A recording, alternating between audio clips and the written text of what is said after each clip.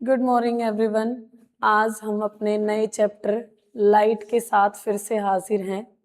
तो चलिए शुरू करते हैं our second chapter that is light. Chapter का नाम क्या है? लाइट। ये तो ब्लैक कलर ही हो गया, इसके अंदर दूसरा कलर लेना पड़ेगा भाई। वाइट ले लेते हैं। Chapter is light. कोई भी चीज हमें दिखाई देती है वो किसकी वजह से? लाइट की वजह से। ऐसा क्या होता है कि लाइट की वजह से हम ऑब्जेक्ट को देख पाते हैं? What make things visible? क्या चीज है जो चीजों को दिखाने में हमारी हेल्प करती है? when we see object because we see objects because light emitted or reflected by them enter our eyes। कोई भी ऑब्जेक्ट दिखता है वो तब दिखता है जब उसके ऊपर गिरने वाली लाइट को वो रिफ्लेक्ट करता है। जैसे ये कोई एक ऑब्जेक्ट है, इसके ऊपर यहाँ से लाइट टकराई और टकराने के बाद दोबारा वो हमारी यहाँ आई के अंदर जब वो एंटर करती है तो हमें वो ऑब्जेक्ट दिखाई देता है।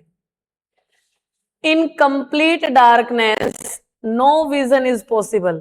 जहां पर बिल्कुल अंधेरा होगा वहां देखना पॉसिबल नहीं है। Light is essential messenger between object and our eyes. किसी भी ऑब्जेक्ट को देखना है तो बीच में लाइट एक एसेंशियल यानी बहुत जरूरी ऑब्जेक्ट रहेगा, एसेंशियल मैसेंजर रहेगा।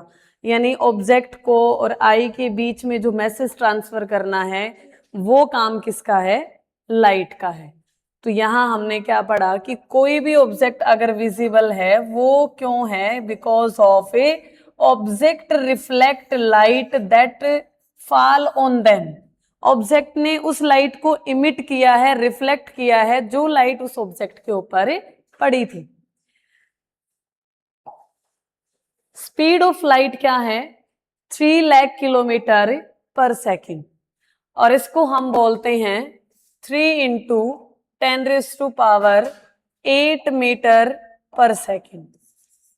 3 into 10⁸ metre per second. Metre के अंदर 3 इंटू 10⁸, किलोमीटर के अंदर 3 lakh kilometre will be the speed of a light in vacuum. What do you mean by vacuum?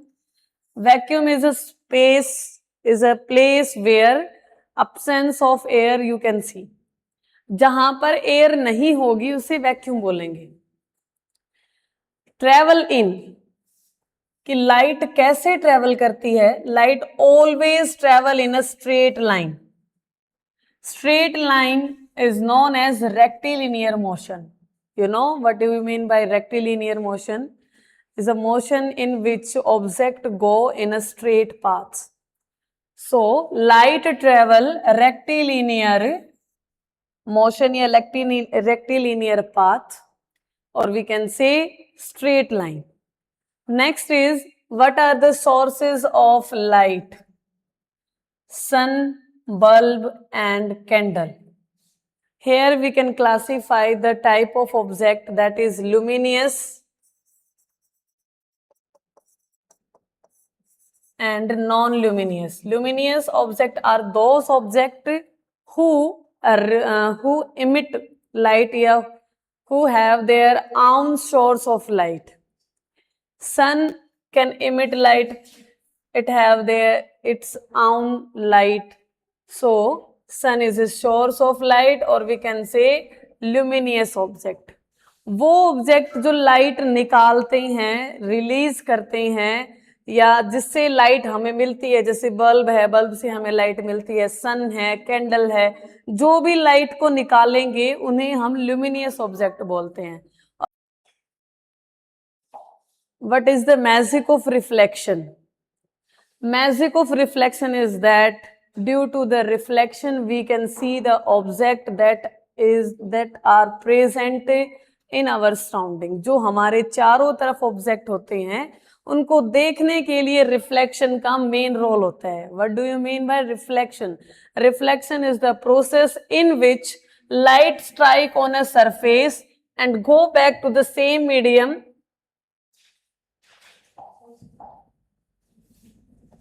Reflection is the phenomena in which light strike on a reflecting surface and light goes back to the same medium, is known as reflection of light. If the light which come back from the surface enter our eyes, we can see the object. Reflection क्या है? किसी भी surface के ऊपर light का टकरा के वापस उसी मीडियम में चले जाना रिफ्लेक्शन कहा जाता है। अगर वो रिफ्लेक्टेड हुई लाइट हमारी आईज के अंदर एंटर करती है तो वो ऑब्जेक्ट हमें विजिबल हो जाता है।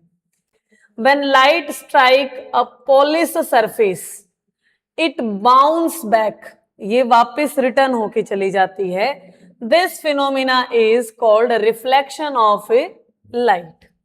Here are some terms: incident ray, reflected ray, normal, angle of incidence, angle of reflection. Let's learn one by one. So first is incident ray. Incident ray, the ray of light that strike, वो रे of light जो surface के ऊपर आके टकराएगी। The reflecting surface, जो reflecting surface के ऊपर आके लाइट टकराएगी उसे बोलेंगे इंसिडेंस या incident ray. Reflected ray, the ray of light that bounce back after hitting the surface, जो वापस जाएगी सरफेस के ऊपर लाइट के टकराने के बाद। This is known as incident रे।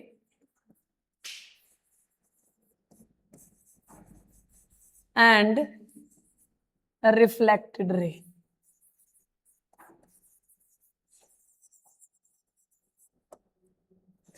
Next is normal. An imaginary line. Imaginary line that means जिसको हम मान के चलते हैं कि बीच में एक परपेंडिकुलर होगा। जैसे ये एक रिफ्लेक्टिंग सरफेस हमने बना लिया ये वाला, और यहां पर एक लाइट टकराई जिसे हम बोलते हैं इंसिडेंट रे।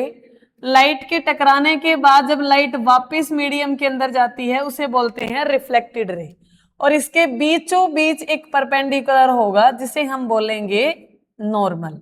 इसे हम मान के चलते हैं कि यहां एक परपेंडिकुलर लाइन होगी जिसको हम नॉर्मल बोल के चलते हैं।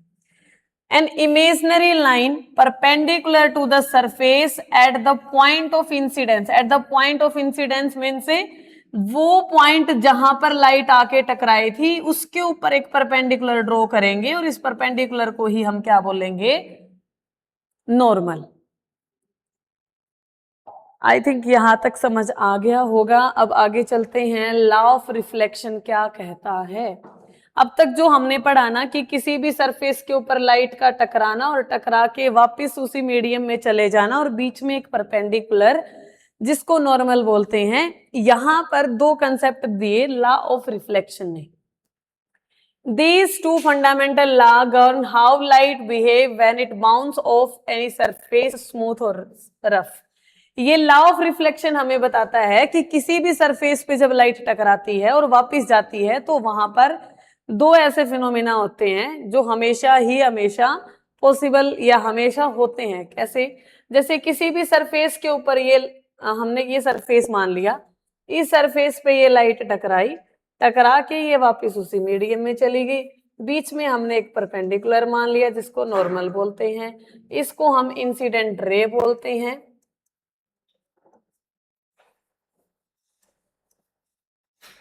इसे हम रे बोलते हैं।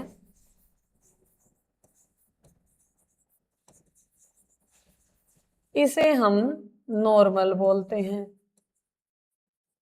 फर्स्ट लॉ क्या कहता है कि इक्वल एंगल मींस, पहले एंगल समझो कौन से, नॉर्मल और इंसिडेंट रे के बीच में जो एंगल बनता है उसे बोलते हैं एंगल ऑफ इंसिडेंस, और नॉर्मल और रिफ्लेक्टेड रे के बीच में जो एंगल बनता है उसको बोलते हैं एंगल ऑफ रिफ्लेक्शन। तो लॉ ऑफ रिफ्लेक्शन ने क्या बताया कि according to law of reflection angle of incidence is always equal to angle of reflection. Normal के हिसाब से जिस एंगल पे रे ऑफ इंसिडेंट टकराएगी उसी एंगल से रे ऑफ रिफ्लेक्टेड जो रे है वो बाउंस बैक होगी। जैसे मान लो अगर ये 30 डिग्री पे यहां स्ट्राइक होती है तो ये रे भी 30 डिग्री पे ही रिफ्लेक्ट होगी, इसका मतलब है ये। Angle of incidence I is always equal to angle of reflection, both angle are measured from normal. दोनों एंगल को हम नॉर्मल के कंपैरिजन में मेजर करेंगे। यहां से लेके यहां तक एंगल ऑफ इंसिडेंस है, यहां से लेके यहां तक एंगल ऑफ रिफ्लेक्शन है। और फर्स्ट लॉ ने क्या बताया कि एंगल ऑफ इंसिडेंस जितना होगा उतना ही एंगल ऑफ रिफ्लेक्शन होगा। Next is second law, same plane. Same plane means एक ही फेज के अंदर होंगे। कौन कौन होंगे? Incident ray, reflected ray and the normal at the point of incidence are all lies in the same plane. सारी की सारी तीनों रे, कौन कौन सी रे? Incident ray, reflected ray and normal, तीनों के तीनों एक ही प्लेन के अंदर एग्जिस्ट करेंगे। ऐसा नहीं है कि जैसे मान लो यहां से लाइट टकराई और वो इस तरफ चलेगी, नहीं। अगर वो इधर से टकराई है तो इधर ही वापस आएगी, अगर वो इधर से टकराई है तो वो इधर ही वापस जाएगी। जिस प्लेन में, जिस फेज में वो टकराई है उसी तरफ वो वापस जाएगी, वो अपना प्लेन चेंज नहीं करेगी। ये बताया सेकंड लॉ ऑफ रिफ्लेक्शन। यहां पर दो चीजें सीखी, क्या? कि angle of incidence always equal to angle of reflection. Angle of incidence is equal to angle of reflection. Second जो टर्म थी वो क्या थी? Incident ray, second is reflected ray and third is normal. ये तीनों के तीनों एक ही प्लेन के अंदर होंगे। ये बताता है law of reflection. Next is this law apply to all type of reflecting surface, plane mirror, curved mirror and even water surface. Plane mirror, a mirror that surface is plane. Curved may be concave, may be convex. Water surface, you know about water surface. ये क्या कह रहा है कि law of जो reflection है वो हर किसी पे अप्लाई होता है, चाहे सरफेस प्लेन हो, कर्व्ड हो या फिर water surface. Image formation by plane mirror. Plane mirror, जो मिरर हम घर में यूज करते हैं डेली सुबह अपने आप को देखने के लिए, उस मिरर के बारे में इमेज फॉर्मेशंस की कुछ टर्म है कि कैसे इमेज बनती है, क्या फैक्ट हैं इसके बारे में। सबसे पहले है विर्चुअल इमेज और इरेक्ट इमेज। विर्चुअल इमेज क्या होती है? जब इमेज मिरर के पीछे बने या स्क्रीन के पीछे बने, जिसको बोलते हैं। इरेक्ट इमेज क्या होगी? जो इमेज सीधी बने। जैसे ये एक ऑब्जेक्ट है, ये एक पर्सन है जिसका मुंह ऊपर है, ये दो हाथ है, ये दो पैर हैं, तो यहां पर भी जो इमेज बने वो ऐसे ही बने, ना कि कुछ इस तरीके से, उल्टी ना बने। इरेक्ट होती है सीधी और इन्वर्टेड होती है उल्टी। इरेक्ट मीन्स सीधी, इन्वर्टेड मीन्स उल्टी। विर्चुअल इमेज जो स्क्रीन के पीछे बने। Image can not be projected on screen, मतलब स्क्रीन पे नहीं बनेगी। एंड स्टैंड अपराइट, और वो सीधी बनेगी। यहां ये बोल सकते हो कि जो स्क्रीन के पीछे बने, ये बोल सकते हो, या फिर ये बोल दिया कि स्क्रीन के ऊपर नहीं बनेगी। बात तो एक ही है, स्क्रीन पे नहीं बनेगी तो स्क्रीन के पीछे बनेगी। या तो ये बोलो कि विर्चुअल ऐसी इमेज है जो स्क्रीन के पीछे बनती है, या फिर ये बोलो कि विर्चुअल एक ऐसी इमेज है जो स्क्रीन पे नहीं बनती। ठीक है। Next is erect. Erect means ऐसी इमेज जो सीधी बनती है। लेटरली इन्वर्टेड का मतलब क्या होता है कि जहां पर हमें लेफ्ट राइट दिखाई दे और राइट लेफ्ट दिखाई दे, इसका एग्जाम्पल तुम सेल्फी के अंदर देख सकते हो। जो तुम सेल्फी लोगे उसके अंदर तुम्हारा राइट हैंड लेफ्ट दिखाई देगा, लेफ्ट हैंड राइट दिखाई देगा।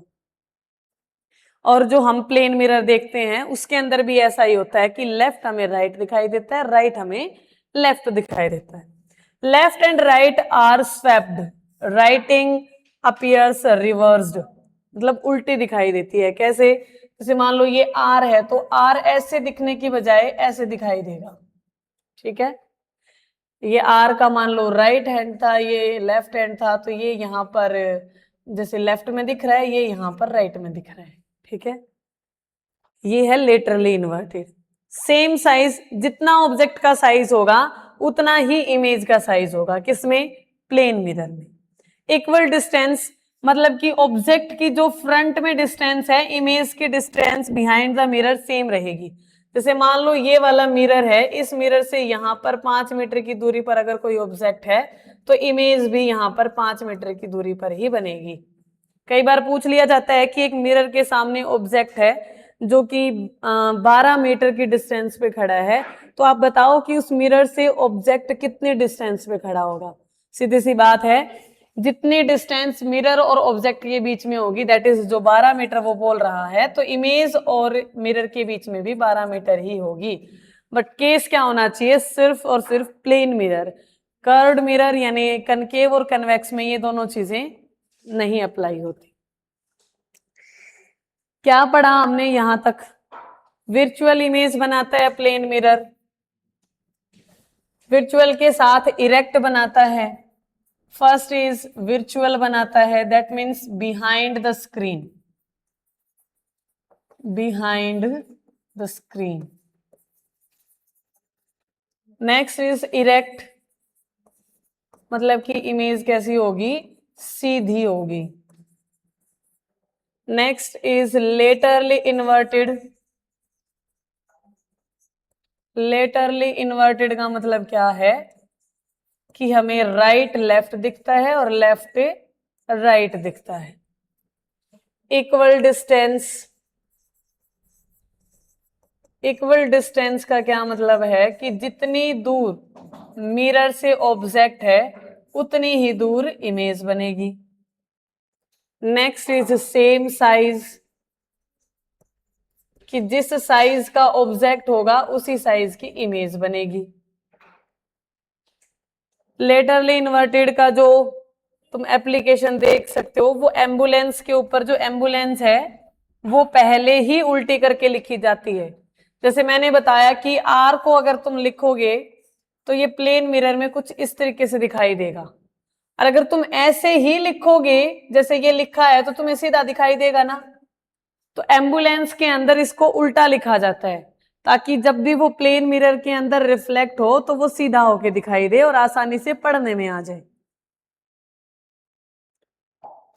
Virtual behind the mirror, erect मतलब सीधी, लेटरली इन्वर्टेड मतलब कि जो राइट है, ये मान के चलो जैसे ये ऐसे खड़ा है तो ये राइट जो है ये लेफ्ट दिखाई देगा, तो यहाँ पर ब्लैक कलर चलेगा।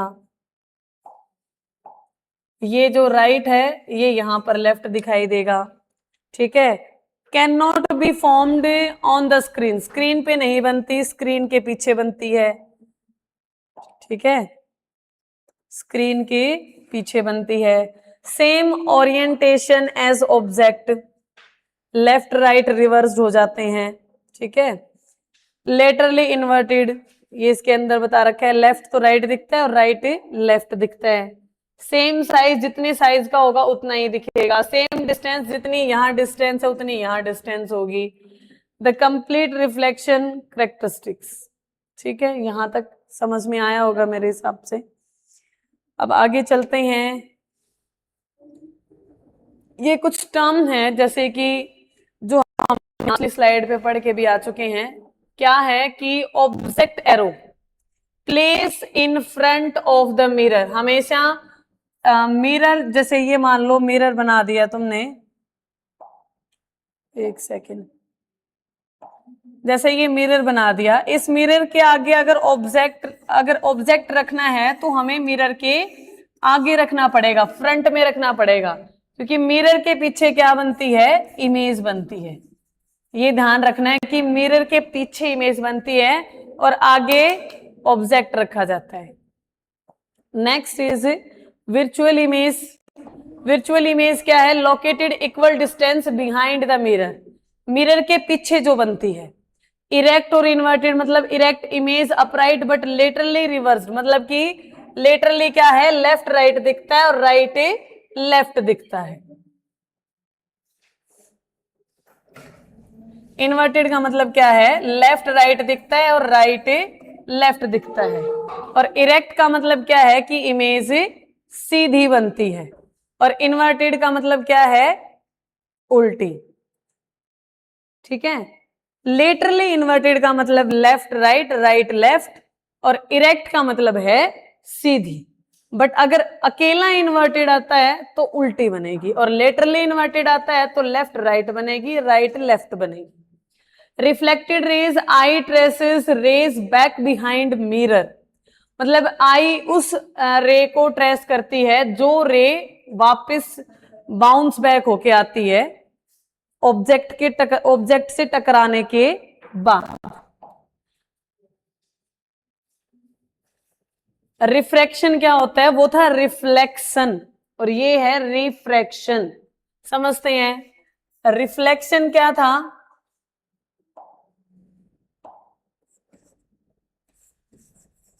रिफ्लेक्शन जिसके अंदर सरफेस के ऊपर लाइट टकराएगी और वापस चली जाएगी।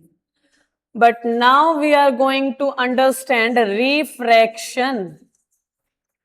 रिफ्रैक्शन में क्या होगा कि लाइट किसी भी सरफेस पे टकरा के दूसरे मीडियम में चली जाएगी। वो दो मीडियम कुछ भी हो सकते हैं। जैसे मान लिया ये एक वाटर टैंक है और यहां पर जैसे एयर है, तो ये दो मीडियम हो गए। First medium is air, second medium is a water. यहां जब लाइट टकराएगी और ये वाटर के अंदर एंटर करेगी तो ये होता है refraction of a light. Bending lights path, जो लाइट का रास्ता है वो बेंड होता है। यहां पर भी हम एक परपेंडिकुलर मान के चलेंगे जो जिसे हम नॉर्मल कहेंगे।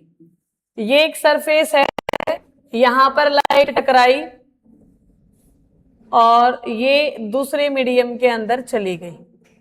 जानी तो कैसी चाहिए? ये बिल्कुल सीधी ऐसे, बट ऐसा नहीं होता। क्यों नहीं होता? Because of a two different medium. जैसे ये एयर मीडियम है, ये वाटर मीडियम है, इनमें से एक रेयर होगा और एक डेंसर होगा।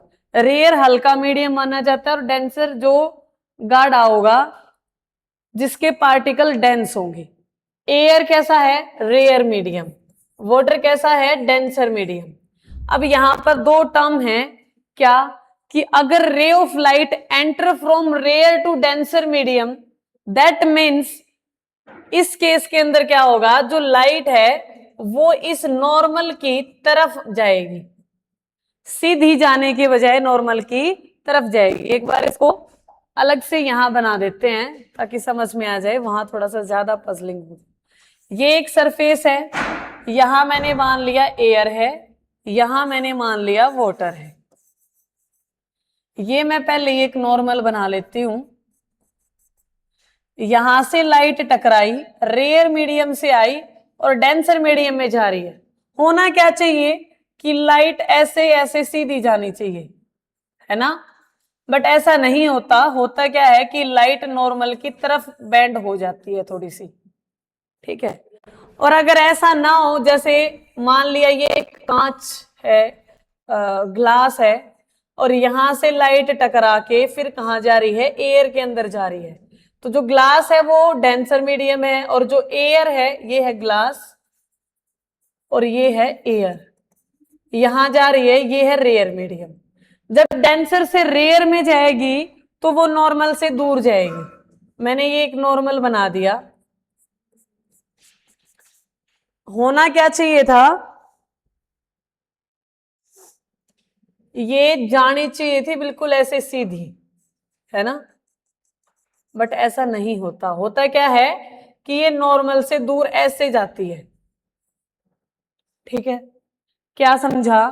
कि जब एयर से वाटर में यानी रेयर से डेंसर में आई तो लाइट जानी तो चाहिए थी सीधी, लेकिन गई कहां? नॉर्मल की तरफ। और अगर डेंसर से रेयर में गई तो वो जानी तो चाहिए थी सीधी, लेकिन गई कहां? नॉर्मल से दूर। यहां क्या आएगा? अवे फ्रॉम नॉर्मल, और यहां आएगा टूवर्ड्स नॉर्मल। ठीक है।